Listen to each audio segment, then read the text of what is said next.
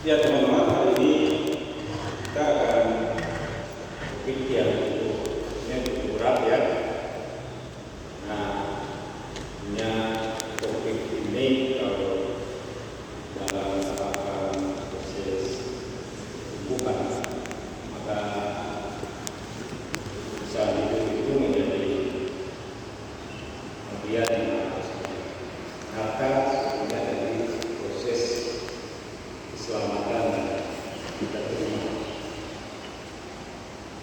Nah, kita memahami bahwa keselamatan itu datang dari pewalaan Yesus dari salib. Maka itu sebetulnya secara langsung jika kita sudah Yesus dalam keselamatan, maka sebenarnya bahwa kita juga diuruskan bagi Allah. Nah, ini kita akan bicara banyak terkait dengan kekudusan. Kata kudus ini kayak kita pikir harus seperti mungkin wajahnya, mungkin rambutnya, tapi apakah seperti itu? Ataukah harus kita kudus itu kemudian membawakan kita harus jangan kita bertemuan dengan orang lain. Kita harus memakai baju yang tanda-tanda supaya seperti kelihatan kudus lah. Konsep kudus itu sebenarnya konsep yang memang menjadi pikiran Tuhan sendiri.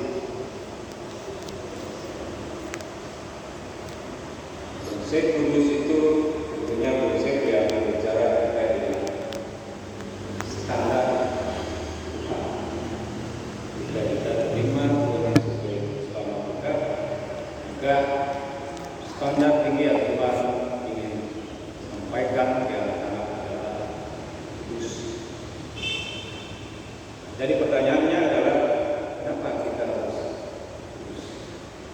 Kalau memang ketika keselamatan itu kita sudah dapat dan itu merupakan cara Allah untuk menguruskan kita, kudus. Apakah kita langsung kudus? Apakah gimana? Atau kalau sudah kudus, apakah kita harus mengejar itu? Kan tidak perlu kan? Kalau sudah kudus, apakah kita perlu mengejar kekudusan itu? Oke? Ya, mari kita akan mendapat jawaban. Tapi mari kita minta Tuhan bersama-sama kita untuk menjawab itu bagi kita. Oke? Mari kita berdoa. Terima kasih Tuhan untuk hari ini. Engkau berkenan bagi kami untuk datang mendengar firman. Kami rindu Tuhan ketika kehadiran Engkau ada di sini memungkinkan kami untuk beriman dalam memahami seluruh hati, pikiran, keinginan yang Engkau ingin nyatakan di dalam kehidupan kami. Berkuasalah untuk kami ketika kami ingin membaca, mengerti, bahkan memahami yang merupakan bagian dari firman kami. Dan itulah menunjukkan kepada kami bahwa Engkau ingin melalui firman-Mu menguruskan kami.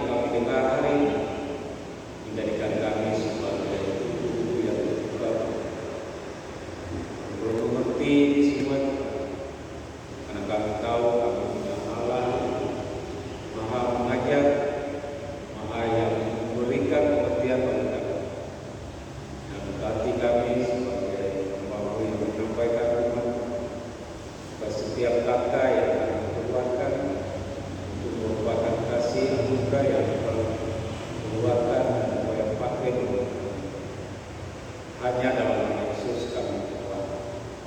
Amin. Oke teman-teman, jadi hari ini kita akan belajar terkait dengan satu topik yang memang penting di dalam pertumbuhan kita sebagai anak Tuhan. Karena itulah ciri kita ketika orang lain melihat kita dari ketulusan hidup kita, maka orang akan melihat Kristus ada di dalam kita atau tidak. Oke? Ya, yang pertama mungkin kita pahami dulu dengan yang namanya ketulusan hidup itu seperti apa.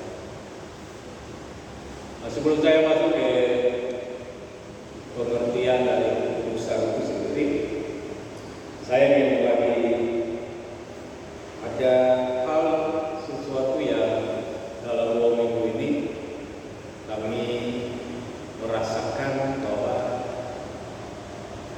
cukup berat kita menjaga keputusan itu ketika kita berada di dalam suatu lingkungan yang sebetulnya tidak kudus. Tapi jika kita menjadi anak Allah, kita harus masuk ke dalam. Jadi kita satu ini masih hubungan dengan kerja pas sebagai dosen, tapi juga sebagai kapolri. Ketika banyak hal yang kemudian itu tidak sesuai secara hati nurani, tetapi juga secara iman juga. Tetapi di satu sisi kemudian itu harus dan harus dilaksanakan. Padahal bagi kita secara nurani maupun secara kemampuan yang digerakkan oleh Tuhan itu tidak mungkin. Buktinya ketidakadilan, ketidakwajaran itu sebetulnya menjadi lebih apa istilahnya lebih berkembang dalam masa-masa sekarang ini. Mungkin kemarin kita kan ada lihat yang lagi viral kan di Ambon di air panas ya. Ada yang tahu air panas itu apa? Ada mandi. Apa bagus ya, ada masalah dan kalau mandi. Tapi ada yang lagi bermasalah. Ada yang bisa bilang? Ya? Yang apa kalau kudu sama-sama sama. Tapi yang anehnya mandi sama-sama yang sejenis ya. Iya kan? Ya. Jadi kelihatan dunia ini semakin hari semakin gila. Ya. Apakah kemudian ketika situasi dunia yang semakin hari semakin tidak lurus, terkadang kita merasa oke, kita tidak mungkin sampai seperti itu ya. Tapi jangan salah, justru di dalam semua kekuatan kita itu justru disitulah kita akan coba untuk tergoda untuk tidak lurus. Mulai merasakan itu bahwa itu kita menjaga, mempertahankan kebenaran, mempertahankan sesuatu yang bagi kita kalau tidak adil ya kita. Tetapi kemudian ada hal yang bagi baik itu sebenarnya justru arahnya tidak pada yang namanya tidak lurus. Karena orang pikir tidak lurus itu ya seksual atau pornografi ya. Tetapi ternyata ada bagian yang kamu merasa bahwa ketika sesuatu itu tidak sesuai dengan kita punya kita harapkan, ternyata ada kemarahan yang begitu kuat. Dan ternyata bukan itu saja yang terjadi. Ternyata ada yang memicu sehingga kemudian terjadi yang namanya amarah. Ketika belajar terkait dengan firman Tuhan terkait dengan keputusan ini, maka mulai mengerti sebetulnya bahwa keputusan ketika Tuhan menguduskan kita melalui pengorbanan Kristus, bukan berarti bahwa godaan sifat dosa itu hilang.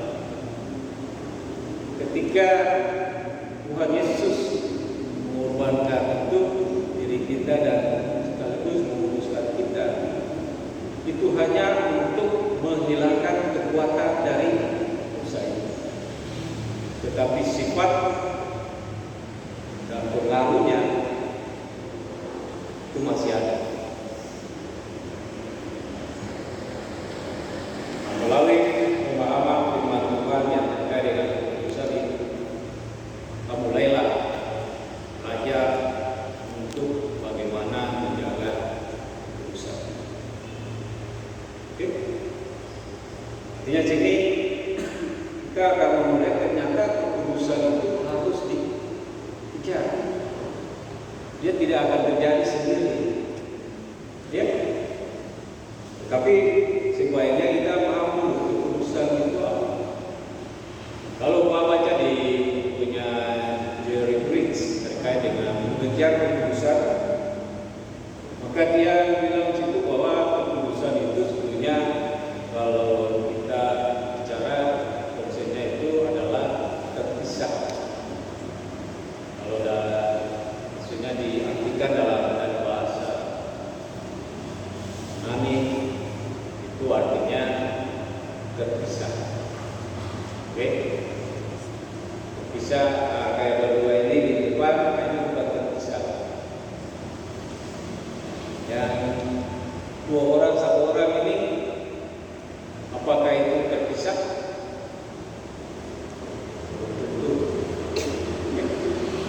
Nah, di dalam diri sampaikan bahwa terpisah itu sebetulnya ada dua definisi yang coba dibicarakan dalam kaitan dengan kekudusan. Yang pertama, terpisah itu dalam arti bahwa antara pencipta dan ciptaan harus ada terpisah. Nah, konsep ini bagi kita tidak bisa masuk sampai sini. Kita ciptaan tidak mungkin bisa jadi pencipta, tapi pencipta bisa jadi ciptaan. Itulah yang kita bicara terkait dengan beberapa hal cara konsep terpisah.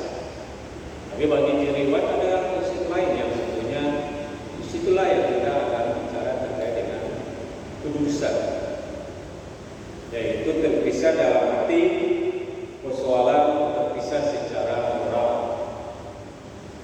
Kalau kita bicara dalam sejarah kan dosa itu kan mulai dari kejatuhan Adam dan Hawa.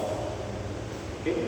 Sehingga dosa itu kemudian menjadi diturunkan, diwariskan kepada kita sebagai manusia yang lahir dari sifat, kemudian pengaruh itu kemudian ada di dalam bumi. Kekuatan itu akan ada selalu, dan kemudian ada peristiwa di mana anak Allah itu melakukan pengorbanan. Untuk apa? Untuk melenyapkan kekuatan dosa itu. Maka disitulah yang kemudian kenapa Allah ingin mengorbankan anaknya. Karena ada konsep. Karena di situ ketika Adam dan Hawa jatuh, maka manusia dan Allah itu terpisah secara moral. Oke? Karena apa? Dosa. Kenapa terpisah dengan dosa? Karena Allah itu Allah yang kudus. Dia tidak akan terpengaruh oleh adanya dosa. Dia tidak akan kemudian merasa bisa dimasuki oleh dosa itu. Yang menjadi masalah adalah manusianya. Karena sudah terpisah dari dosa, maka itulah kenapa Yesus mati di kayu salib. Kayak apa? Supaya kita terpisah dalam konsep yang baru, yaitu secara moral. kita harus kembali kepada alam. Disitulah yang kemudian kita masuk di situ sebagai bagian dalam kekudusan itu. Oke, jadi sepahami untuk kekudusan, maka ada dua konsep, yaitu persoalan pencipta dan ciptaan, tetapi terpisah juga persoalan moral. Makanya kenapa Tuhan Yesus itu harus kemudian berita di Yerusalem. Nah, Allah sebetulnya ingin ciptaannya tidak terpisah secara moral di dunia, tapi sebagai ciptaan dan pencipta mungkin terpisah, tapi secara moral Allah tidak mau untuk manusianya terpisah. Itu konsep kita memahami kekudusan. Sudah satu kekudusan itu kita bicara terpisah. Lalu kenapa kemudian kita harus kudus? Kalau kemudian yang tadi Tuhan Yesus harus berkorban, hal itu membuat kita harus secara langsung kudus kan? Karena kita sudah tidak terpisah lagi antara Allah dan manusia. Kita bisa menjadi ahli waris dan apa yang Allah punya.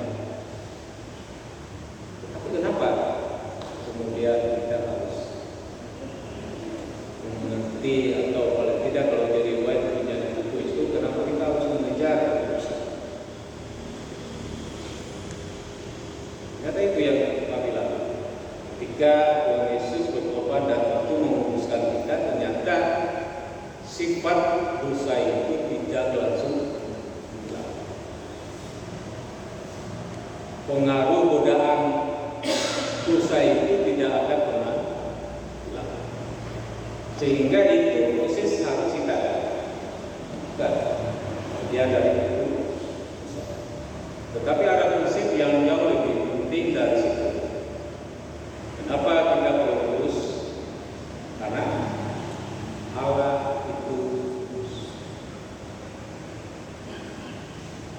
Itu tidak main-main, itu serius. Karena Allah kudus, maka kita harus menghadap Allah dengan kudus. Bencana yang kita bencana yang rapuh, tetapi ketika menghadap Allah, bencana yang kudus. Karena apa? Allahnya kudus. Dia tidak akan suka melihat yang namanya dosa. Ya, makanya coba kita lihat di Ibrani 12 ayat 14.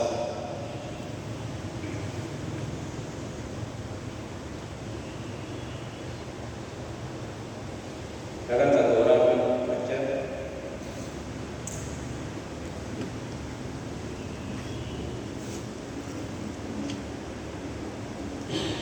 Ada? Bawa kitab sih? Kau bawa bisa? Coba baca aja.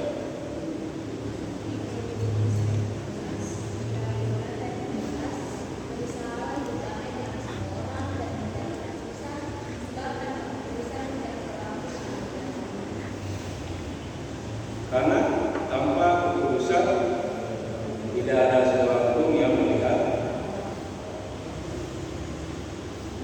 Hari ini kita lihat Allah. Apakah karena kita tidak kudus maka kita tidak melihat Allah? Gitu. Kan bilang kita berusaha damai dengan semua orang dan berjalan kekudusan, sebab tanpa kekudusan tidak seorang pun yang melihat Allah.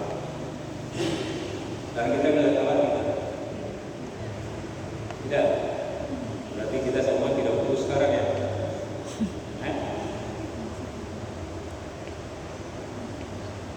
Bukan, pengertian firman ini bukan begitu ya. Kalau sekarang ini kenapa kita tidak bisa lihat Allah? Karena memang kita belum kudus dan tidak. Tapi maksudnya adalah Allah itu sendiri mau kita itu kudus. Ya. Ketika bencana yang rapuh itu kembali kepada Allah, maka itulah yang harus menyambut. Maka di situ katakan hidup damai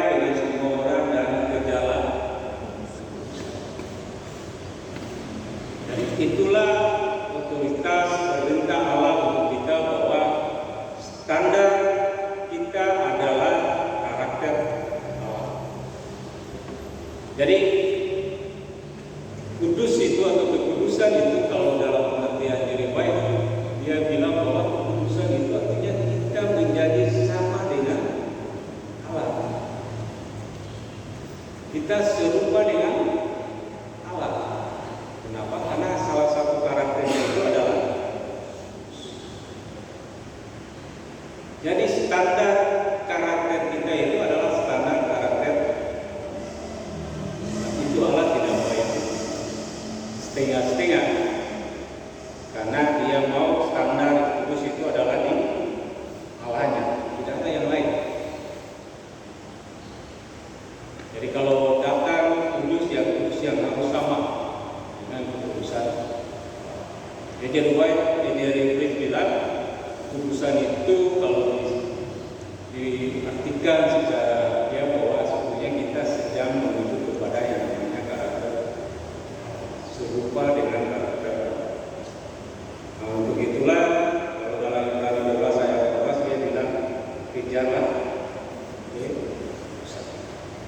Arti kerja itu artinya ada dinamikanya, ada tindakan yang harus kita lakukan. Kalau Anda pernah mengejar orang, Anda dia mendapat dia apa sih? Ada apa? Tindakan kan? Tindakan apa? Anda berjalan atau Anda berbuat terserah. Tapi Anda mau mengejar itu pasti harus ada tindakan. Lalu tindakan apa yang kita harus lakukan supaya kita terus menerus harus menjaga kekudusan. Oke, kita mulai untuk mengerti bagaimana kita bisa menjaga kekudusan hidup kita itu. Kita coba lihat teladan Yusuf. Bagaimana tindakan Yusuf itu bisa kita belajar untuk bagaimana kita menjaga kekudusan. Apa yang membuat Yusuf bisa dengan tegas menolak ajakan istri Potifar, tetapi di satu sisi juga kemudian dia bisa menerima keluarganya. Coba kita baca pertama dari Kejadian 29 ayat 1 sampai 23.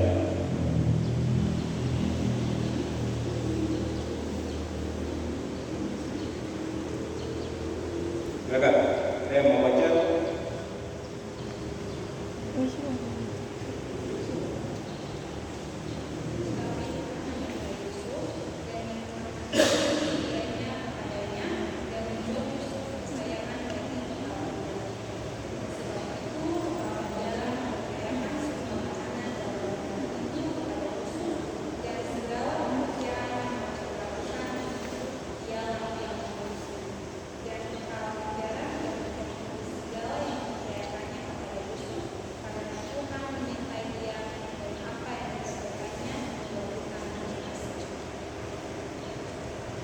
Oke, ayat 9 coba dibaca.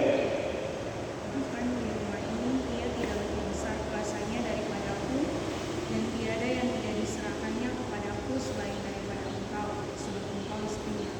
Bagaimanakah mungkin aku melakukan kejahatan yang besar ini dan berbuat dosa terhadap Allah? Oke, jadi ayat 9b itu bilang ketika Potifar mengajak dia untuk tidur ya, ayat 7 dan 8. Tapi kemudian Yusuf bilang bagaimana di rumah ini dia tidak berdosa daripadaku dan tidak ada yang tidak diserahkannya kepadaku kecuali engkau. Artinya kalau kita belajar keadaan Yusuf waktu itu ya sebetulnya dia bisa menguasai semua. Dia punya semua. Jadi yang tidak dia punya hanyalah istri.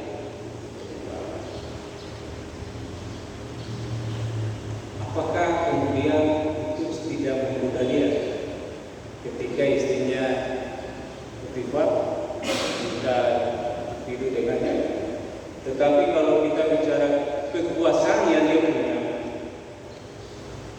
bisa saja itu menjadi menggoda dia. Tapi apa yang dia katakan setelah itu? Bagaimana mungkin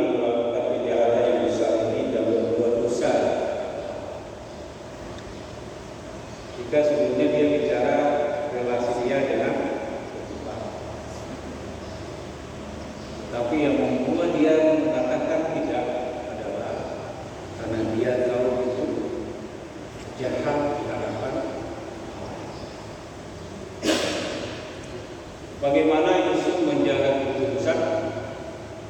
Karena dia tahu kalau itu jahat di hadapan Allah, maka itulah yang membantu dia untuk menolak. Oke?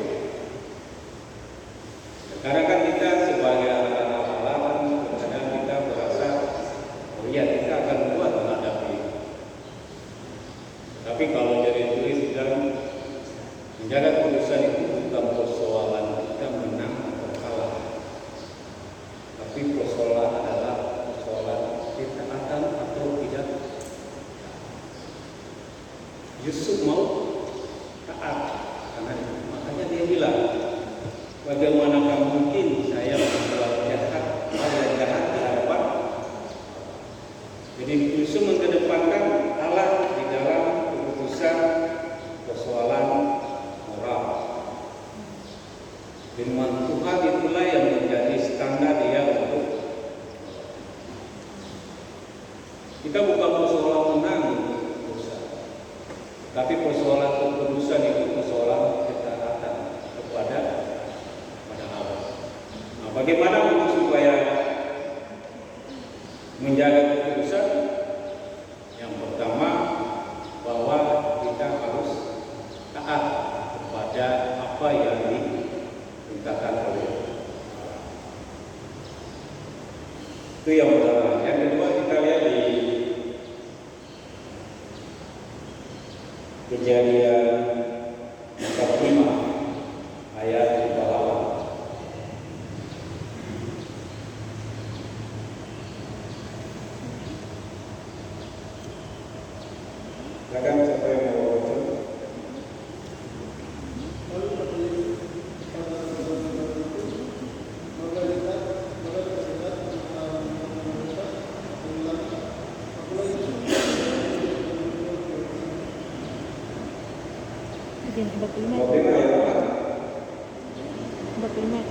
Jadi bukan kamu yang mengurus aku, ke sini, melainkan Allah. Dialah yang telah menjadikan aku bapa bagi kaum dan tuan atas seluruh istananya, serta memegang kuasa atas seluruh tanah Mesir.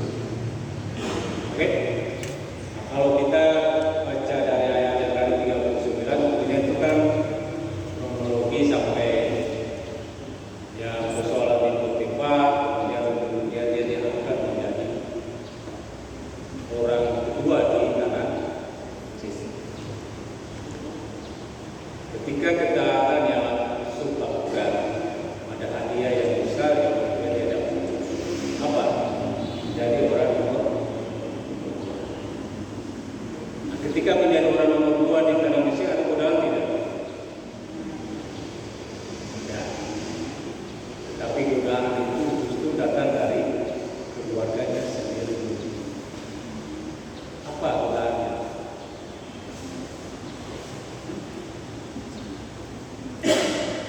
Istri saudara-saudaranya ada kan? Tapi godaannya adalah dia pasti akan marah. Dia akan menahan kepahitan. Kenapa? Kalau dia lihat, oh ya, kemarin kan Anda yang membawa, kemarin kan yang baju hitam tuh, yang bawa di tukang tuh. Lalu setelah itu ya baju putih jual beda tuh. Enggak. Tapi kenapa Yusuf bisa berkata di ayat 9? Siapa yang dia katakan? Aku di sini karena Allah yang meminta kan? Aku di sini karena Allah yang. Jadi Yusuf memahami apa proses yang dia lakukan. Mungkinlah Potifar itu loncat, tapi yang sebelum-sebelumnya, yang mungkin secara kemanusiaan itu cukup sangat apa? Coba bayangkan kakak-kakak Anda buat uang Anda yang masih kecil. Bayangkan, bayangkan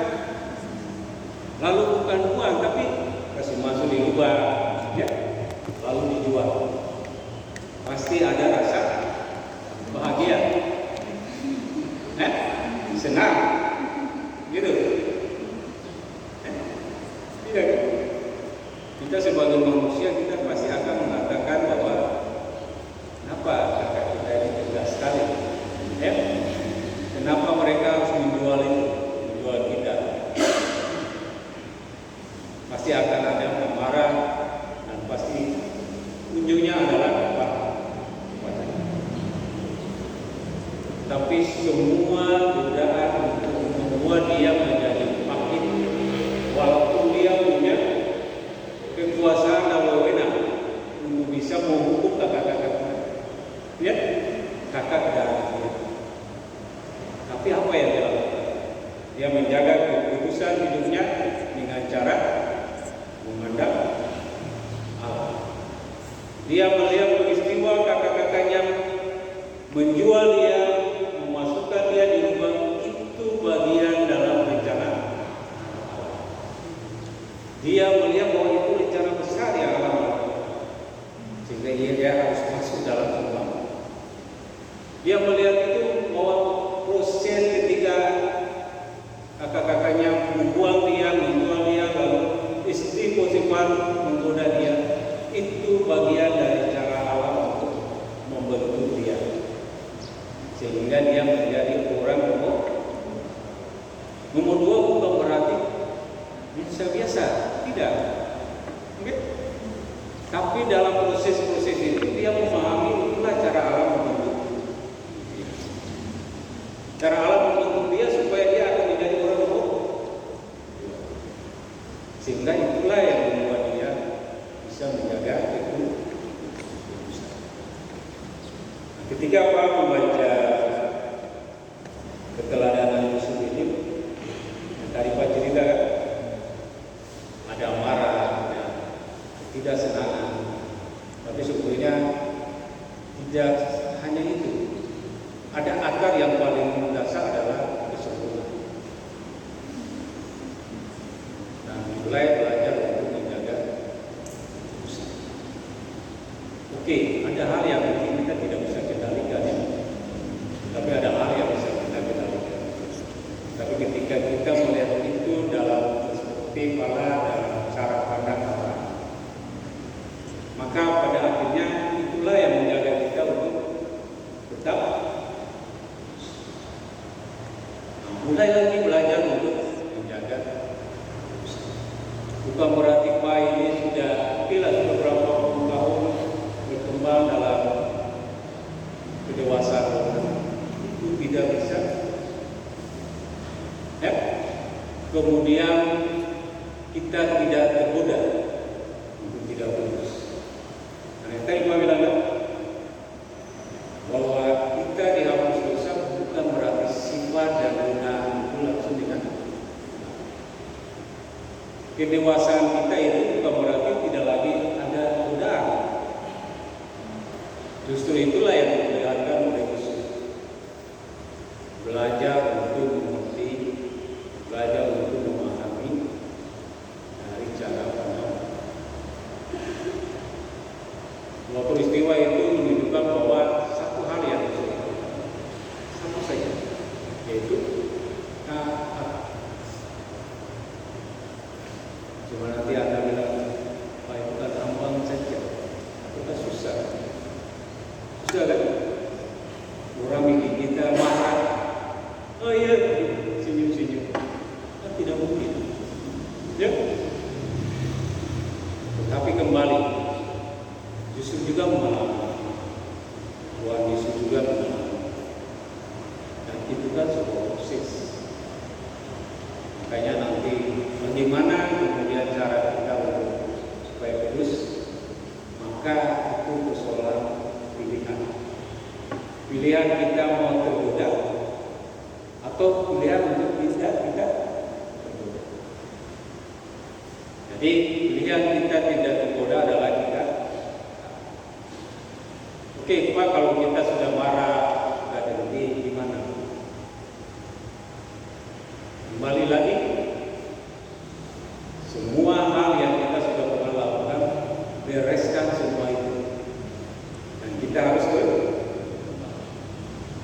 Yeremia 9, kalau kita sudah jatuh,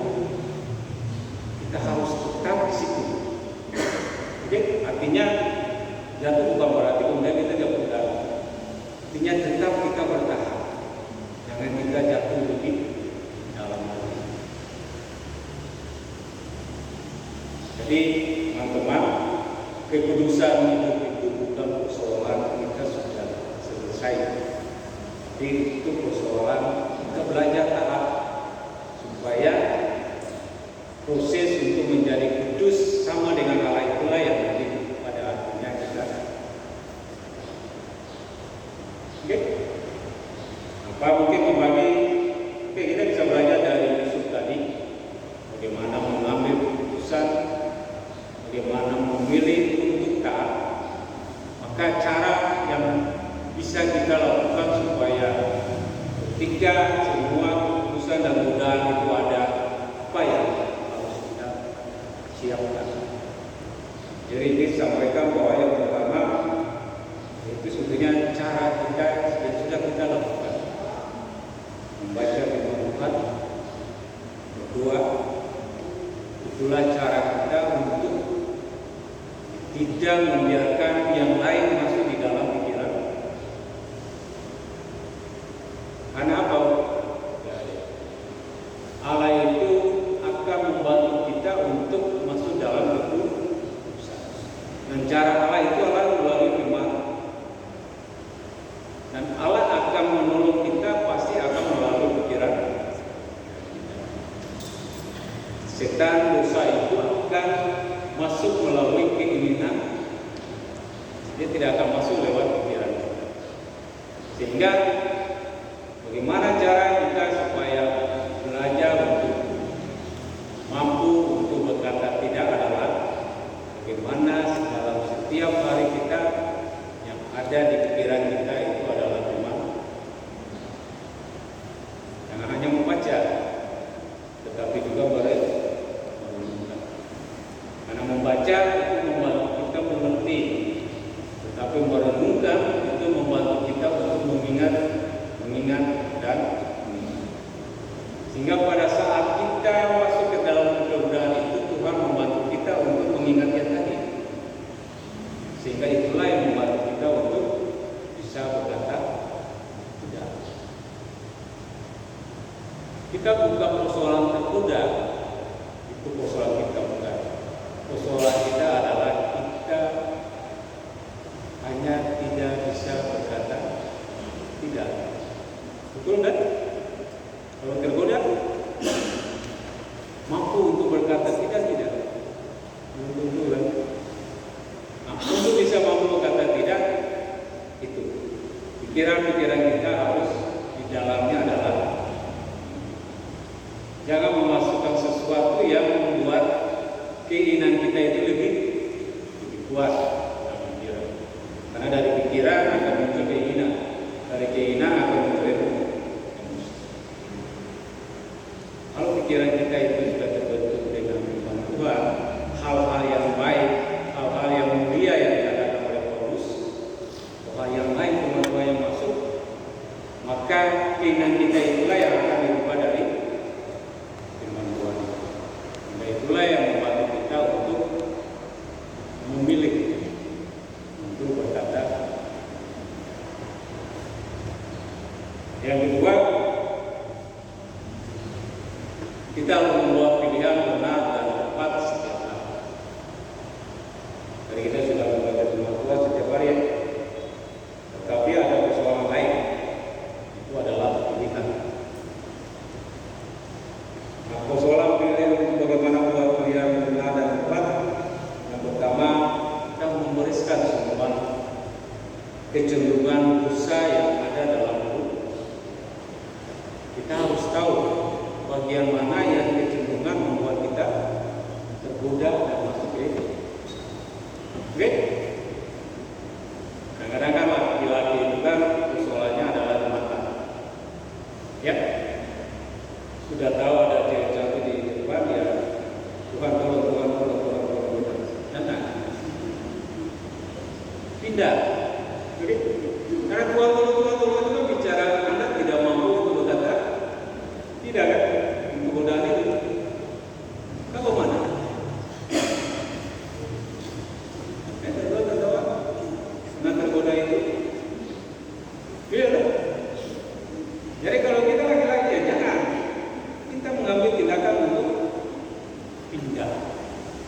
Itu bagian dari cara kita memilih untuk berkata tidak untuk godaan yang. Tapi jangan bantu dia sudah kali bantu. Ya, Tuhan bilang kan tolong. Yo, tidak supaya karena Tuhan kan di dalam firman Tuhan sudah bilang kan kalau kita masalah itu kan di mata kita. Keinginan itu mulai dari mata. Kita mulai dari hidung. Lalu dia mulai dari mata.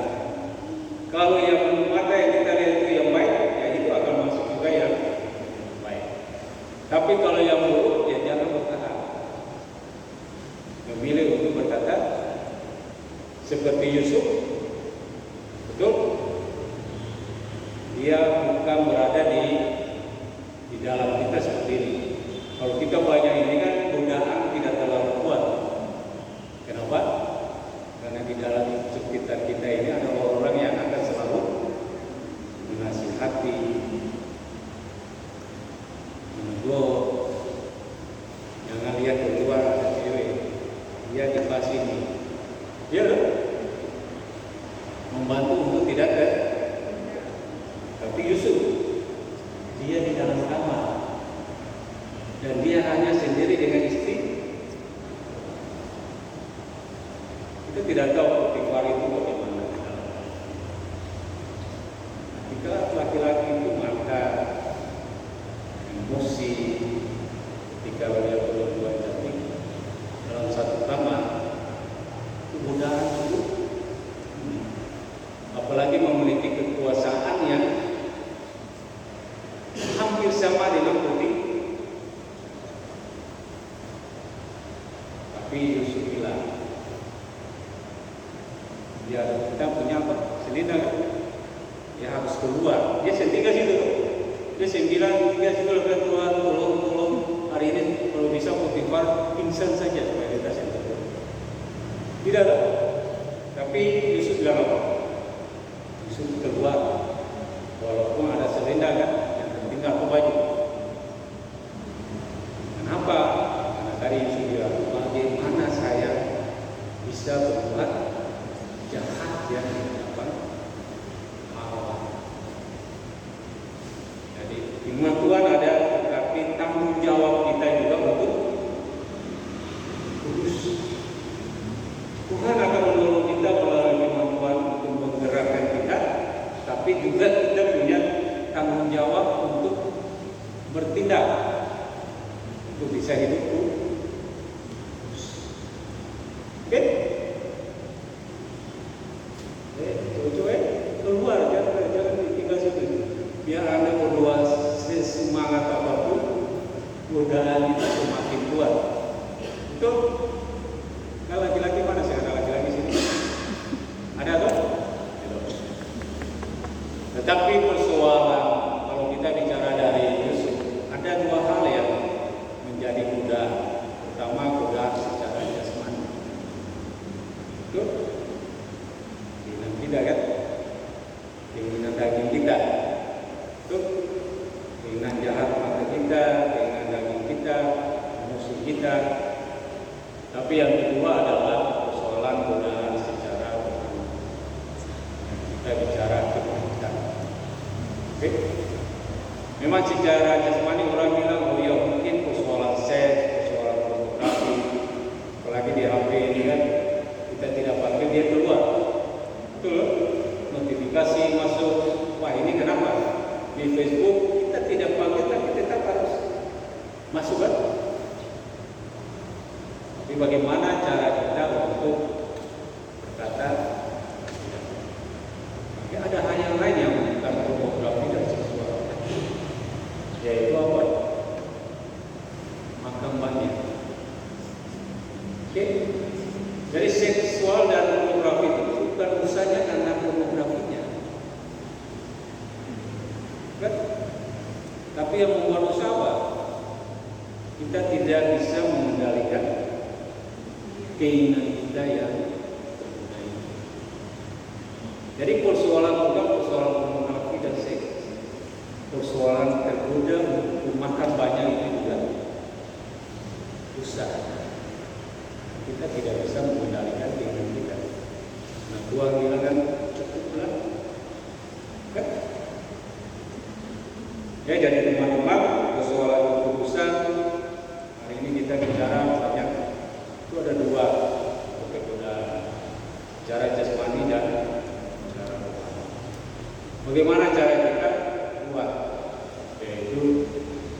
terus membaca firman Tuhan, karena itulah yang akan masuk terus menembus di dalam pikiran kita. Karena itulah yang akan membantu kita, mengendalikan kita untuk berkata kita. Yang kedua, tiap hari membuat pilihan-pilihan yang benar dan mulai dosa-dosa yang kita anggap itu membuat menggoda, mulailah kita menghindar. Ketika ujian mereka UTS kan, kalau ada UTS selesai, ada godaan bayar kan, mau tergoda untuk hotel, tergoda untuk lihat teman, kan ada. Itulah membantu kita untuk menjaga kekudusan itu. Jadi bukan seksual dan pornografi. Nyontek juga kan, itu bagian yang tidak boleh kita lakukan, dan itu menunjukkan bahwa kita harus. Jadi teman-teman, persoalan kudus itu sebetulnya bukan cuma hanya persoalan kita harus sama dengan Allah, tetapi kekudusan itu sebagai bagian untuk menunjukkan kepada ini, bahwa kita itu siapa. Kita itu siapa? Karena ketika orang melihat kita, orang tidak melihat bahwa nama kita, tapi orang akan melihat bahwa dia ada Kristus di dalam. Ketika kita menjaga kekudusan, membuat orang memahami bahwa ini adalah Kristus. Kekudusan itu akan membuat kita seperti buku-buku yang memastikan kepada masing-masing kita apakah kita bisa menjadi kitab-kitab yang terbuka bagi dunia ini. Tidak perlu kembali ke NMB, tapi di sini kampus kita, fakultas kita, program studi kita. Nah, ketaatan itu akan sangat penting dan berkaitan dengan kekudusan. Untuk penerapan kita hari ini, mulai hari ini kita sepakat ada satu ayat yang tadi bicarakan, untuk menjaga kekudusan harus memulai dengan menaruh sesuatu yang baik di dalam pikiran. Apa ada firman Tuhan hari ini yang kita baca, yang kita mau itu masuk di dalam pikiran kita? Ada? Silakan. Mungkin hari ini dalam itu, atau tadi ada membaca firman Tuhan. Ada 3 hal yang coba Anda tanyakan dari ayat ini. Cek, sudah catat ayat apa? Pertanyaan pertama, dari ayat itu dia mengajar mengenai kehendak Allah untuk hidup Kristus. Dan Bapak harus tahu apa yang diajarkan ayat itu mengenai kehendak Allah untuk hidup Kristus. Dan yang kedua,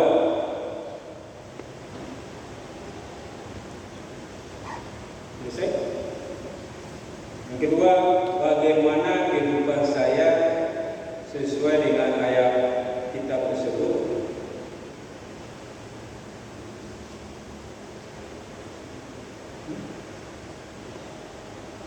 Khususnya di mana dan bagaimana saya gagal.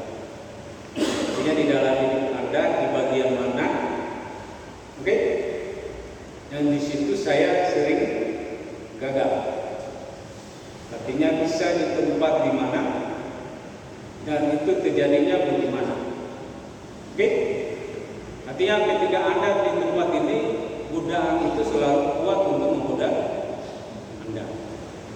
Nah, mulai dari ayat ini melihat kapan itu dan di mana itu dan caranya bagaimana sehingga saya bisa gagal. dan apa yang harus saya buat. Oke, bawahnya, oh ya saya kalau duduk dengan teman-teman ini ternyata saya akan tergoda untuk apa? Nah, ayat firman Tuhan ini bicara tentang apa? Terkait dengan kegagalan saya ini. Oke? Ya, ketika duduk dengan teman-teman ini saya lihatkan saya berbohong itu bisa saja mudah. Boleh? Tapi dengan ayat ini berbicara bukan berarti saya kemudian memisah diri dari mereka, bukan. Tapi apa yang harus saya lakukan? Dari ayat ini bicara ketika saya bertemu dengan teman-teman saya ini apa yang saya lakukan supaya saya tidak lagi berbohong. Yang ketiga, langkah tindakan pasti apa yang perlu saya ambil untuk mematuhinya. Ya, saya sudah tahu yang saya tidak berbohong. Nah, tindakan apa yang harus saya lakukan supaya saya tidak bohong? Oke, itu penerapan kita hari ini ya. Silakan cari Alkitab. Mungkin besok buka belajar datang kasih tahu ke saya, Pak, ini saya sudah tulis, saya sudah baca. Tapi kalau kita ingin belajar untuk taat, maka setiap firman Tuhan itu harus selalu di dalam pikiran kita. Nah, pada satu saat kita mengalami godaan, firman Tuhan itulah yang akan memimpin. Tapi kalau tidak ada firman Tuhan yang masuk, ketika kita mengalami godaan, mau keluar di mana? Ya kan? Sama seperti kita simpan uang di bank. Semakin banyak kan kapan kita bisa tarik. Tapi kalau tidak pernah menabung, matahari di atas, oh, kenapa sih bisa? Kenapa sih bisa? Cuma tarik 100 saja saya bisa. Ya memang tarik 100. Saya ada uang. Nah, seperti itulah. Kita memasukkan firman Tuhan di sini ketika ada godaan, Tuhan akan membantu kita untuk Roh Kudus itu akan mengingatkan kita dengan firman Tuhan itu. Cuma kalau tidak ada gimana? Ujung-ujungnya buat Tuhan berbeda. Itu aja tuh. Oke teman-teman, hari kita bisa belajar kait dengan keputusan hidup. Ini kembali ke masing-masing kita seperti marilah kita menjadi kitab-kitab yang terbuka bagi mungkin bagi orang lain kita ini aneh, no? Bagi orang lain kita memang unik, no? Saya pernah dibilang itu kalau belum pernah dipertanyakan. Ya, artinya kan Anda sama saja dengan mereka kan? Tapi kalau Anda beda, maka itu yang dipertanyakan. Kembali memastikan kita itu berbeda. Makanya konsep tadi terpisah. Karena kita sudah dengan Allah, maka sekarang kita sudah bisa dengan Tuhan. Kalau konsep ketika usia jatuh tadi kan, kita itu sudah terpisah dengan Allah, tapi kita bersatu dengan Tuhan. Tapi dengan kedatangan Tuhan Yesus mati di kayu salib, membuat kita sudah berpisah dengan Tuhan. Sekarang sudah bersatu dengan Allah. Tapi sifat dosa itu masih ada dalam diri. Godaan itu tidak pernah Allah matikan. Ada. Nah, itulah yang membuat kita beda karena orang melihat kita itu dengan kudus itu menunjukkan kita memang mengalami keburukan. Jadi teman-teman, gagal itu pasti ada. Tapi jangan semakin jangan. Tapi harus ingat Tuhan kita mau kita Dia tidak akan membiarkan kita sendiri. Dia akan menolong kita dengan firman yang selalu kita baca, selalu kita renungkan. Tetapi ada satu hal yang berbeda. Tanggung jawab kita untuk bertindak untuk hidup. Oke? Pulang dan kembali, marilah kita selamat. Mari kita terima kasih Tuhan Yesus untuk hari ini, untuk firman yang Kau berikan kepada kami. Kami ingin belajar untuk terus di hadapan-Mu. Karena kami tahu Engkau Allah yang terus. Kami datang ke hadapan Engkau, Engkau mau bahwa kami harus terus. Mungkin banyak kami yang gagal dalam godaan-godaan yang sedang menghampiri kami. Tetapi hari ini kami belajar Tuhan untuk bertahan dan juga untuk belajar untuk tidak tergoda dengan yang selama ini menjadi kegagalan. Kami percaya Tuhan akan membantu kami, tetapi ajar kami untuk menaruh di setiap pikiran-pikiran kami firman Tuhan yang setiap hari kami baca, setiap kami renungkan, supaya itu tertanam dan teringat di dalam pikiran kami. Bantu kami untuk mengambil keputusan ketika godaan itu datang kepada kami, supaya kami belajar mengatakan tidak seperti Yusuf mengalahkan godaan yang datang kepada dia. Karena dia mau hidup kudus. Dia berkata, bagaimana aku mau melakukan kejahatan di hadapan. Nah, hari ini janji sama seperti Yusuf janji dan mengatakan itu, bagaimana kami akan melakukan hal yang jahat. Terima kasih untuk firman Tuhan hari ini. Ajar kami, bukan kami Roh Kudus, setiap penerapan yang akan kami lakukan, setiap ayat yang sudah kami baca, kami ingat, tapi Tuhan ajar kami untuk menemukan dan hanya dalam nama-Mu kami berdoa dan berdoa. Terima kasih Tuhan. Amin.